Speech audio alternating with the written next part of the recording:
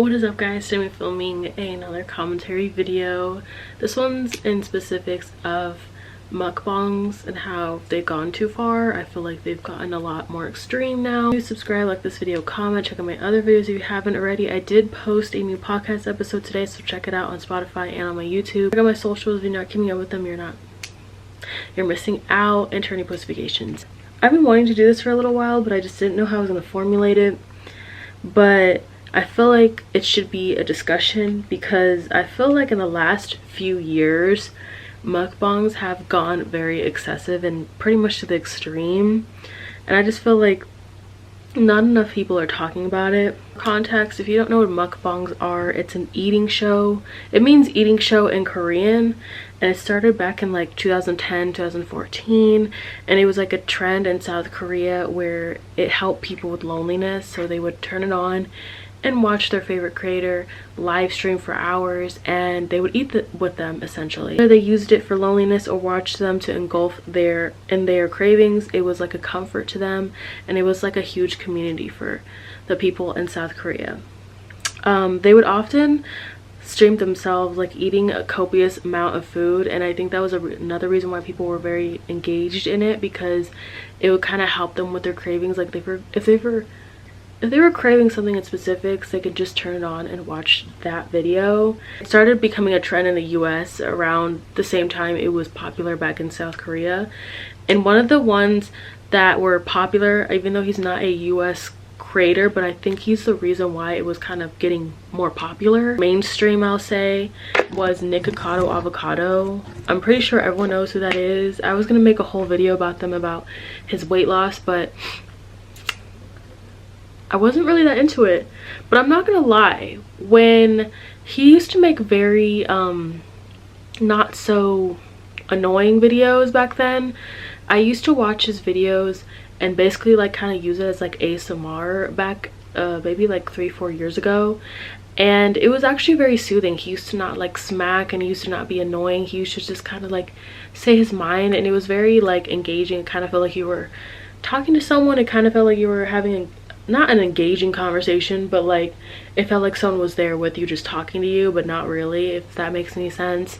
So he kind of was like this trendsetter that made it more mainstream, because he was known for, like, before he stopped being vegan, he used to just, when he was vegan, he used to make a lot of videos of him eating a lot of avocados, and he would make mukbangs off of that, and then he would make mukbangs about him eating fruit and stuff. And then when he started eating meat, he started making a lot of mukbangs surrounding like noodles and surrounding like a lot of fast food stuff. And the thing about him was that like the money got to him clearly, and so like he kept doing it, and he was making a lot of money off of it. And I think this is the reason why a lot of people tend to do these type of content, because it brings in a lot of money.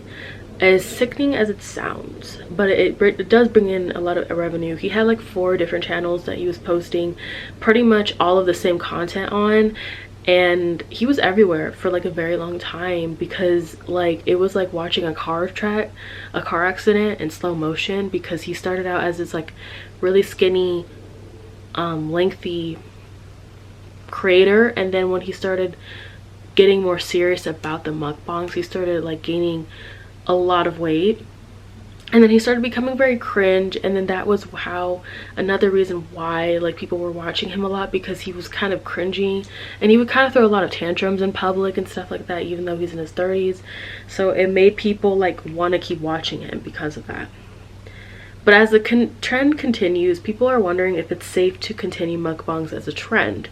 In the last few years, I feel like mukbangs have lost their true meaning, because it feels like more as a contest versus like something to watch as for comfort.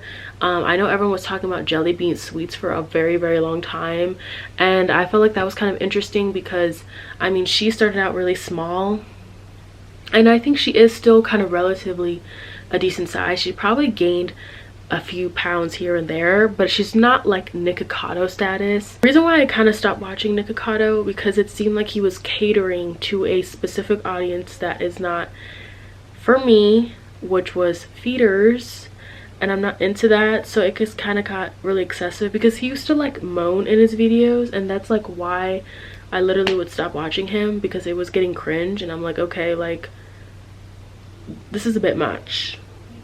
I think it's a little bit much. And with Jelly Bean Sweets, she would like and this pisses me off, and I think this is kind of my opinion. I feel like this is what a lot of mukbanger creators do, but she would finish her big ass burritos in like 4 or 5 bites, and then she would smear it in a lot of sauce, and it would get all over her face, it would get all over her clothes, and it would piss everyone off. Not just me, but it would piss everyone off. And it was just like, why does that keep happening? It looks like you're catering to an audience, because it looks like you have man milk all over your face, and so it looks like very, I could see why people think it's very like suggestive, because it looks very weird when they are intentionally doing it over and over again. And I know these people are seeing the comments like, it looks like you're catering to a specific audience. And if you are, okay, cool, but like, why can't you do that shit on Twitter or something where it's not like weird to be in the kink community? It's more like friendly on there, and they're not very like strict about NSFW content, you know what I mean? But like, it just gets weird whenever you're like scrolling, and then all of a sudden you see someone that is recreating crumble cookie, and crumble cookie is already a huge cookie in itself, and then you see someone that's making them 50 times bigger and eating them like that, and I'm just like, is this necessary? Or like, why does this have to be a thing? And it's also kind of gross to watch a lot of people, because they make a lot of unnecessary sounds. I know culturally it's like an endearing, it's like a sign of endearment, like I did a good job in the kitchen, I cooked really good. It's like in the Asian culture, because I know that like when I had like Asian friends back then, they would I learned a lot. Like honestly, they were like the coolest people ever. A few people that I knew that were Filipina, and they would smack when I would eat, and they kind of like opened my eyes to like a whole new world. Like I love Filipino food, honestly. Like Asian food has my heart, honestly. And I learned young, like smacking your food when you're around Asian people is like a good thing. But for me personally, like I have misophonia, and I'm pretty sure, I know I have it, but I don't like hearing it, honestly. It actually like makes me want to rip my ears out when I hear it, but they make it so excessive in their videos, and it's just like a lot of weird things. It's gotten a lot weirder over the years. Like grows popular, people have gone to the extremes to outdo the next person just to go viral, and I feel like it's because people want to get clout. Everyone likes views, everyone likes the money that's coming in when you get a lot of views, and so it's kind of like this endless loop. Like, let me try to outdo the last person that went viral over this mukbang, and it doesn't even seem like a mukbang. It just looks like something to flex their food, like, oh, I got this. And some of it, the food that they'll be making is not on the cheap side. It would be kind of like on the expensive side, like Chipotle is one of them. Chipotle is a very expensive habit to have. Even though I love Chipotle, I love their bowls, I love their burritos, and I love their chips and guac. Years ago, I used to hang out with this dude, and he lived like really far out from me, like really far out, and I used to go to his apartment a lot, and I actually loved it. It was very, very peaceful there. I felt very safe over there, and every time we would hang out, we would go to the Chipotle that was across the street from his apartment complex, and every time I went up there, I was spending $9. I think the first few times he did pay for me, but when I started paying for myself, it was $9 every time, because mine was like when I was still a vegetarian, so it just adds up. But it was just like a lot, because like I was hanging out with him like probably once or twice a week, and we would just kind of eat at his house and just talk and didn't take a nap. That's literally the gist of it. Like, that's all we really did. He put on, I remember like one time he put freaking Powerpuff Girls on for me, even though I didn't ask for it, but he did it anyways. But that's what I remember him for. And so yeah, they're not cheap things. And then like the trend with the people making food in their cars, like what is that about?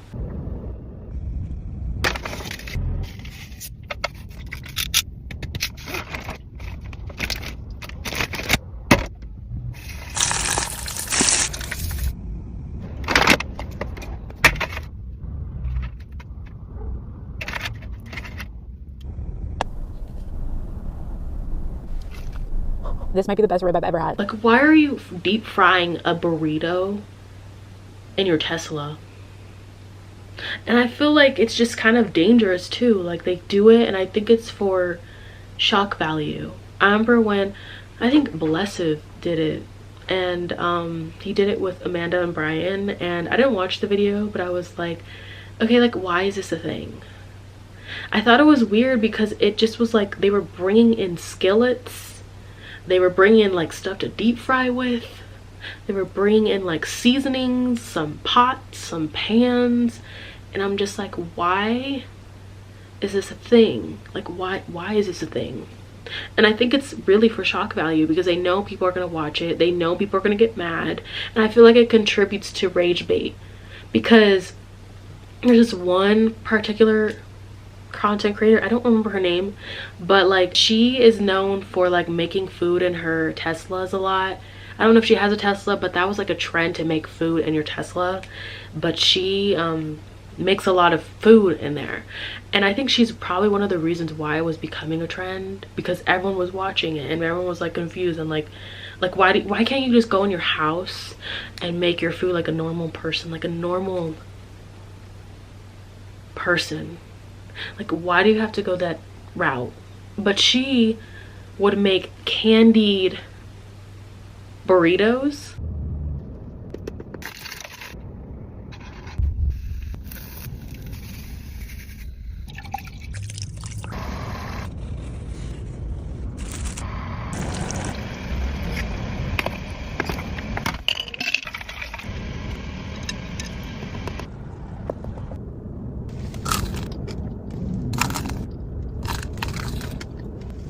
This is the weirdest combination of flavors, but it oddly works. Like Tangaloo. Like, Tangaloo is supposed to be for fruits, but she turned it into like actual full-on meals. Like, she was doing Chipotle burritos. I think she did pizza. Some people were doing pizza. They were making candied pizza, which I feel like it's probably so many weird textures because you're biting into like a thin piece of, I mean, sugar basically, and then you're getting to the cheese part, and it's probably a lot of weird flavors. So it's like a sweet cheesy pizza, but it's probably not on the realm like too weird because I do like Hawaiian pizza, so it probably kind of in a way would taste like that. But I don't know, because like I think I would get overwhelmed. Like, I watched it and I'm contributing to their bag. Like, I'm watching it because I'm like, why do I keep watching it, and why does it keep showing up on my feed so much? I don't even like these people. I mean, that's kind of extreme. I don't even follow these people, but they keep popping up, and I think because like it's trending, and also I keep engaging with it by watching it. It's just weird. I think also it kind of like helps with the ASMR community, because like people would make like these foods that are like intentionally crunchy and it's supposed to sound satisfying, even though it looks like literal slob.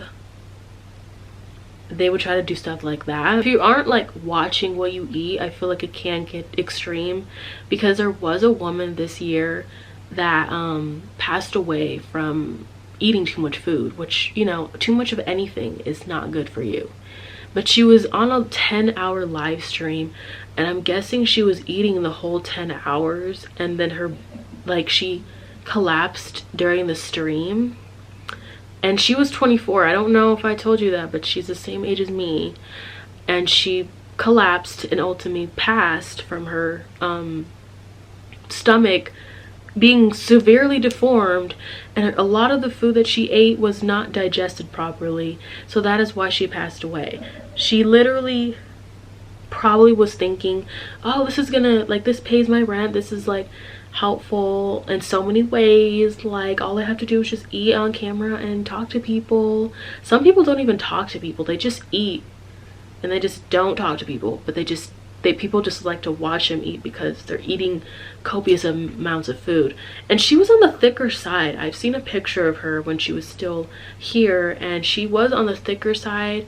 And I think the reason why, like, people were confused and why some mukbangers, like Eric the Electric, I used to love watching him. He's like a content creator that lives in San Diego, I believe, and I used to watch him back then around the time I was constantly watching Nikocado. And people were like, how are these, like, why is he skinny?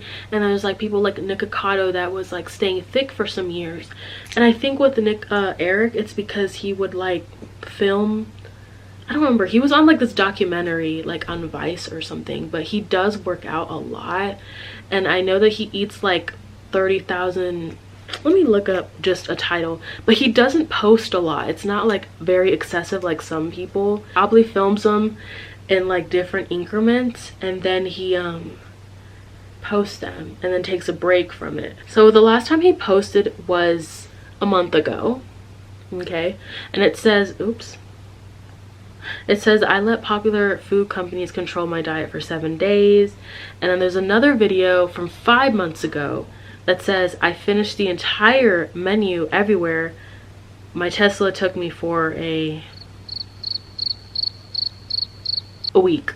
Okay, sorry, it was a very long title for no reason. Okay, this is another one from 8 months ago, and he gets really good views. Like, this video in particular has 12 million views. The one I mentioned before that was 8.9. The one before that, 5.8 mil. But he does a lot of food challenges, and it's like kind of like interesting to watch. People were like getting canceled for doing those type of mukbangs, and they would edit out the parts where they were chewing so they can like not contribute into like obesity, because people do get obese on this, and it does promote gluttony. Like, let's address the elephant in the room. Like, I feel like it's a huge contributing factor to gluttony. I feel like, you know, especially if like a kid is watching this, they're gonna be like, I want to make that, I want to try it, I want to see if I can recreate that, I can eat like that or something. Like, no. My cousin who is 10 watches Matt Stoney, and he eats a lot of noodles, and guess what his favorite food is? It's noodles. No, but I used to watch Matt Stoney too, like when I was a little bit younger, and he doesn't post a lot either. I think he has like a lot of gaps too, but he most likely works out too, even though he's very like on the skinnier side.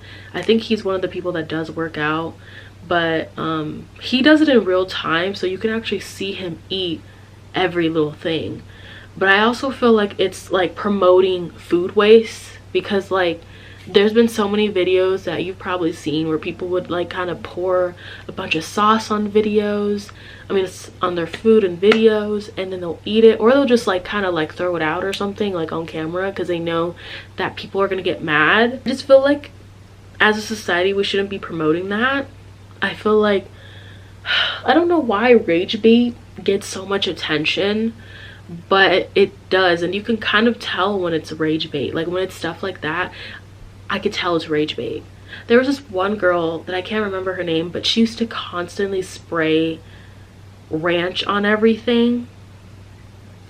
Like there was this one time where she was making a video, like a TikTok with, I don't know if it was her man or if it was just some friend or cousin, I don't know, because I don't know her life like that, but she grabbed the bottle of ranch and started spraying it onto his food even though he didn't ask for it, and he was like pissed off, and she was like, what?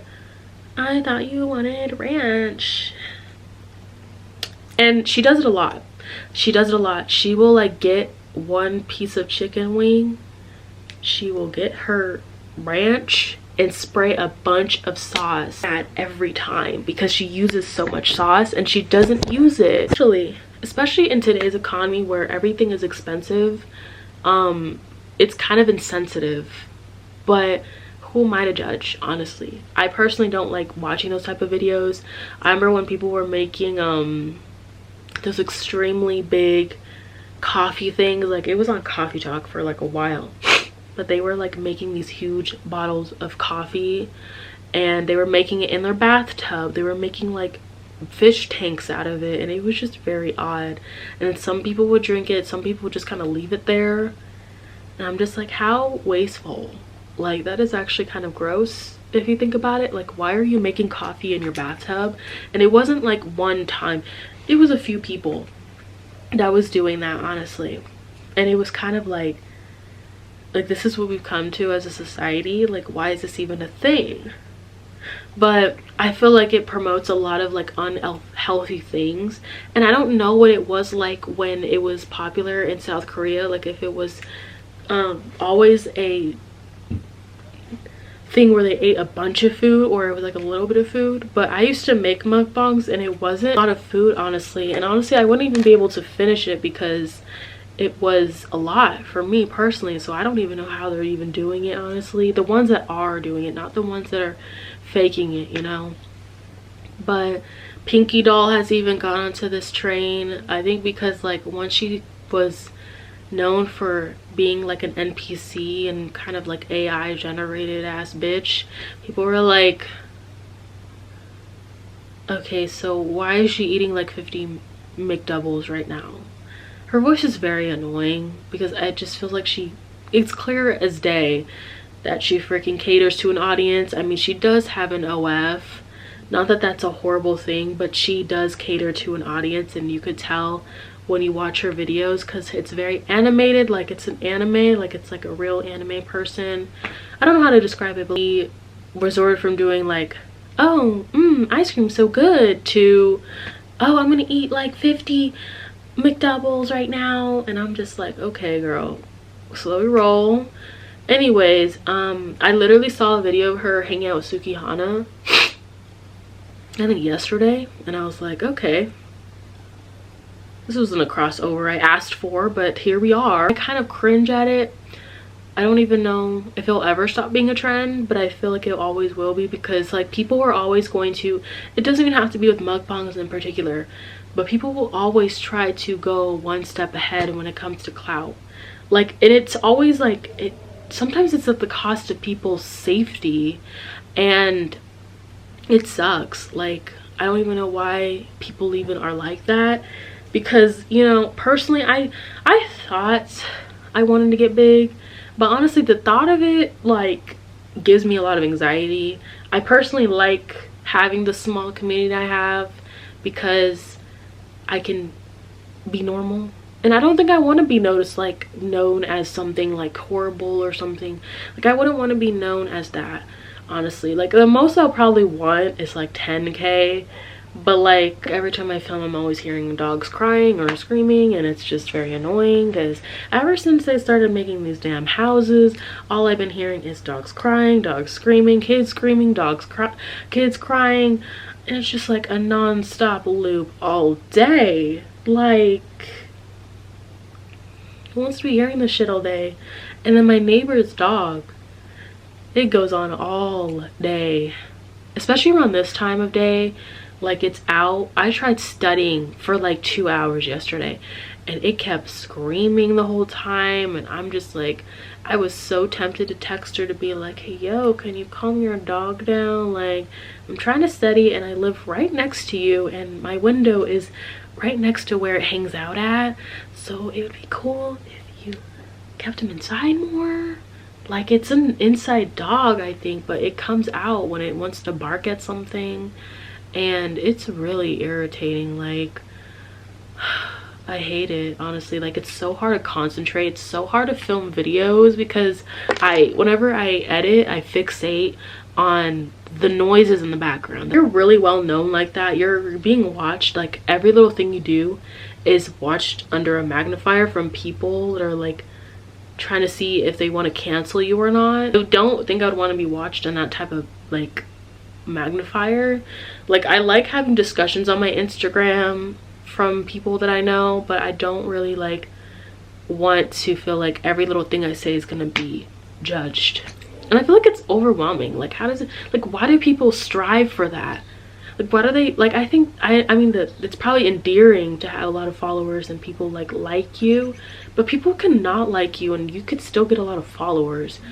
And then if you're not keeping up with this facade, whatever this facade is, like, even with the mukbangs, like, I don't even see Jelly Bean Sweet's videos. I don't even know if I blocked her.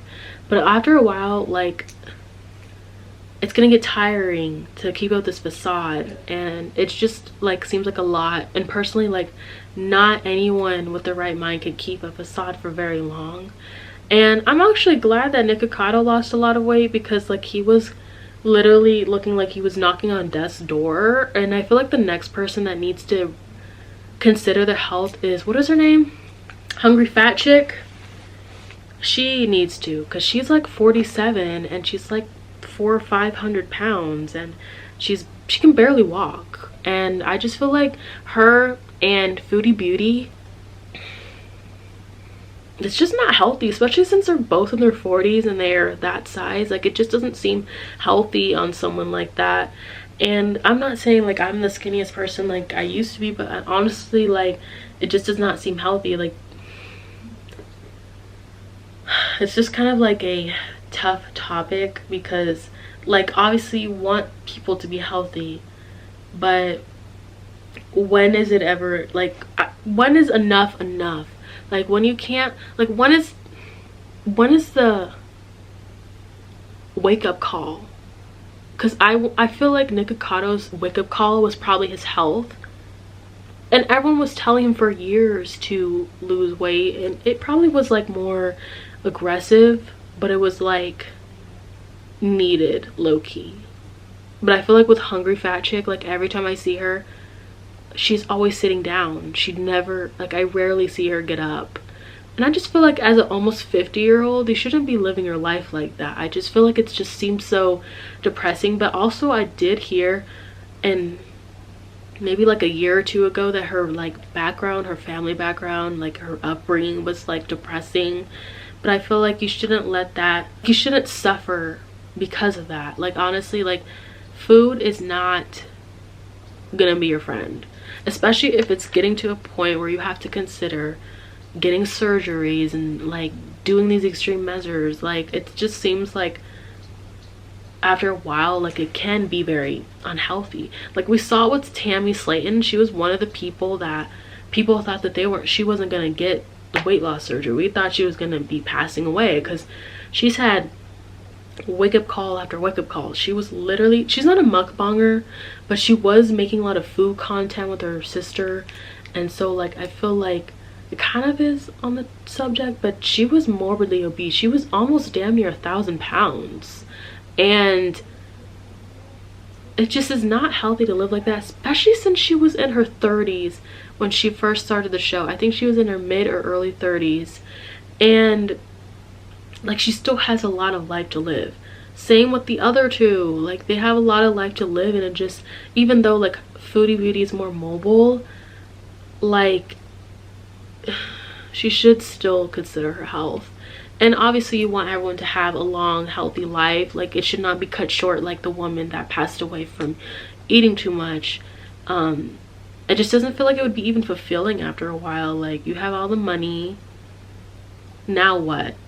Like, it doesn't seem like it's fulfilling to live like that, honestly. Like, because like it feels like it would be more materialistic and more about the numbers, and that's what people are thinking about when they're posting a video.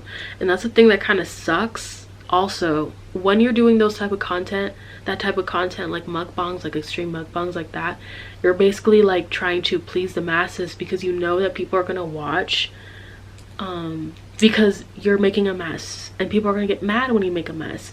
And they know that they're gonna get mad if you make a candied pizza or candied burrito, or you know they're gonna get mad when you're gonna be making food like a seafood boil in your Tesla. And that's what pays their bills, is stuff like that, getting people mad and riled up. And getting people riled up gets a lot of attention.